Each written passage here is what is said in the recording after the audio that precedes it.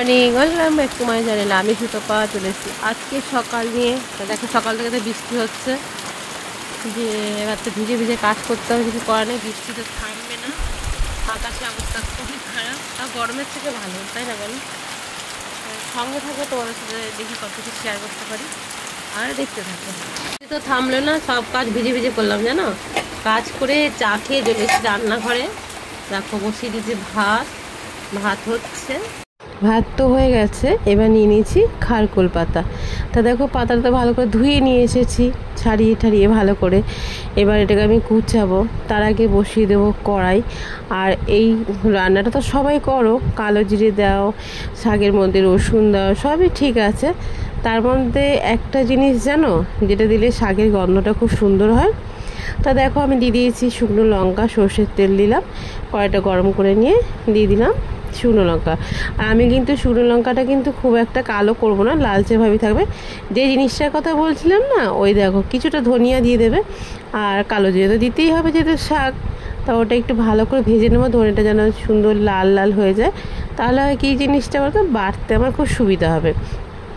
এবার দিয়ে দিলাম বেশ খানিকটা রসুন, তার সাথে দিয়ে দিলাম লবণ, আর দিলাম হলুদ। যেহেতু হলুদটা না দিলেও হয়, অনেক সময় অনেকেই দেয় না, কিন্তু যে কোনো রান্নাতে হলুদ 1 চিমটে হলেও দিতে হয়, তাই না?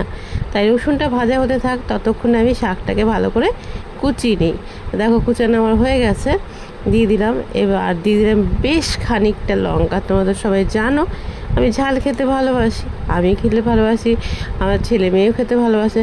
হাজব্যান্ড যদিও অতটা পছন্দ করে না, কিছু কিছু সময় খেয়ে নেয়। যেমন এইসব জিনিস একটু ঝাল ঝাল হলেই ভালো লাগে। যতটা ঝাল দেবে, যতটা রসুন দেবে, ততই বেশি ভালো লাগবে। যারা রসুন খাও না তারা অ্যাভয়েড করবে, রসুনটা দেবে না। আমাদের তো ঘরে রসুনটা চলে, বাচ্চা কাচ্চার ঘর, তাই আমি দিই। আর এটাকে তো ভালো করে ভাজতে হবে খুব সুন্দরভাবে।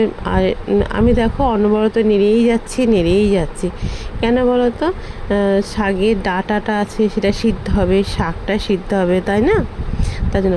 আর আমি তো জানো এরকমই কথা বলি, তাই তোমরা একটু ম্যানেজ করে নিও। যেহেতু স্লোভাবে চলছে তো, তার জন্য বুঝতে পারলে।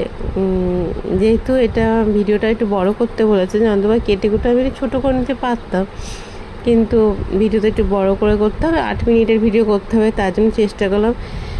জানি না কতটা কী হবে, তা তোমাদের সামনে তুলে ধরলাম। তোমরা দেখো, আর কেমন হয়েছে সেটা কিন্তু অবশ্যই কমেন্ট করে বলো।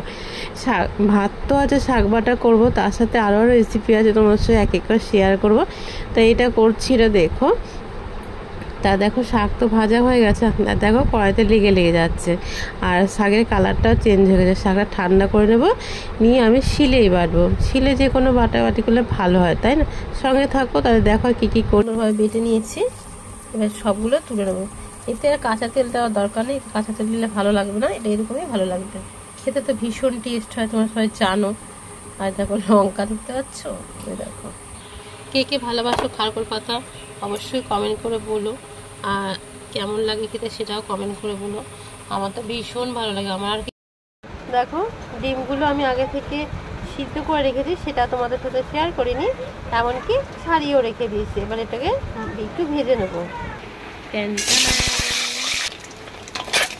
দেখো ভাজা হয়ে গেছে ডিমগুলো, এবার তুলে নেবো। দেখো ভাত তো নামিয়ে নিয়েছি, ধোয়া উঠছে, বসিয়ে দিয়েছি কড়াই। দেখো কড়াইতে গরম হয়ে গেছে, কড়াই দিয়ে দেবো সরষের তেল দিয়ে। ওকে প্রথমে আমি ভাজিগুলো করে নেবো। কী ভাজা করছি তোমাদের সাথে দেখাবো। তেল তো গরম হয়ে গেছে, নুন হলুদ মেখে রাখা বেগুনগুলো এবার এর মধ্যে দিয়ে দেবো। এই দেখো গ্যাসটা একটু কমিয়ে রেখেছিলাম, নাহলে কড়াইটা পুড়ে যায়, তার জন্য। এই দেখো তুলে দিয়েছি বেগুন ভাজা। তেলের মধ্যেই আমি এক এক করে চাক করে আলু কেটে রেখেছিলাম, সেগুলো নুন হলুদ মাখিয়ে নিয়েছি। এবার এগুলো আমি ভেজে নেব। বাইরে তো বৃষ্টি হচ্ছে, অন্যান্য সময় খিচুড়ি রান্না করি, আজকে বললো সবাই খিচুড়ি খাবে না, জানো তো। ভালো করে উল্টে পাল্টে ভালো করে ভেজে নেবো। এই দেখো এগুলো ডুবা তেলেই ভালো লাগে বলো, তাই একটু বেশি করে তেল দিয়ে ভেজে নিচ্ছি। দেখো কথা বলতে বলতে আলু ভাজা হয়ে গেছে, দেখতে পাচ্ছ। এবার আলু ভাজাটাকে আমি তুলে নেব। তেলটা ভালো করে ছেঁকে নিই, নাহলে ভালো লাগবে না, তাই না? ভাজা তেলের মধ্যে আবার দিয়ে দেবো শুকনো লঙ্কা, তেজপাতা আর সাদা জিরে। দেখো ফোড়নটা তো হয়ে গেছে, এর মধ্যে দিয়ে দেবো বেশ খানিকটা পেঁয়াজ। পেঁয়াজটাকে একটু ভেজে নেবো হালকা করে। পেঁয়াজটা খানিকক্ষণ ভেজে নিয়েছি, এবার এর মধ্যে দিয়ে দেবো আলু। আলুটা দিয়েও আলুটা ভালো করে ভেজে নেব। দিয়ে দেবো লবণ, দিয়ে দেবো হলুদ, পরিমাণ মতন সব দেবে তোমরা। দেখো জিরে গুঁড়ো, লঙ্কা গুঁড়ো দিয়ে দিয়েছি, আর তার সাথে দিয়ে দিলাম আবার কিছুটা লঙ্কা বাটা। তোমরা তো জানো আমি ঝাল খেতে ভালোবাসি। এদিকে দেখো শিলে আদাটা রসুনটা বেটে নেবো, লঙ্কাটাও বেটে নিয়েছি এই শিলে। সবগুলো একসাথে কষিয়ে নেব। দেখো রসুনটা আদাটা বাটা হয়ে গেছে, এর মধ্যে দিয়ে ভালো করে কষিয়ে নেব। সবগুলো একভাবে কষাবো, আমি তো এরকমভাবে কষাই। আগে আলুটাকে ভেজে নিই, তারপরে মশলাগুলো কষাই। তা ভালো করে কষাতে তো অনেকক্ষণ টাইম লাগবে, তাই একটু ভালো করে কষিয়ে নিই। দেখো কষাতে কষাতে মশলার কালার আমার চেঞ্জ হয়ে গেছে। এবার দিয়ে দেবো জল, পরিমাণ মতন জল দিয়ে দিলাম। করে মশলাগুলোকে ঝোলের সাথে মিশিয়ে দেবো। ঝোল ফুটে গেছে, এবার দিয়ে দেবো ডিমগুলো। বাড়িতে 4 জনও আমরা আছি, কিন্তু একটা এক্সট্রা নিলাম, যদি কেউ চলে আসে তখন তার হয়ে যাবে। তা তরকারি তো হয়ে এসেছে, এবার মিট মশলা দিয়ে দেবো। দেখে নাও, দেখো হয়ে গেছে, নাপিয়ে নিই। আর কালারটা দেখতে পাচ্ছ কি সুন্দর। আমি চিনিও দিইনি, টমেটোও দিইনি কিন্তু আজকে, তাও দেখো আমার তরকারি কালারটা দেখো টক টক করছে। তা তোমাদের কেমন লাগলো অবশ্যই কমেন্ট করে বলো।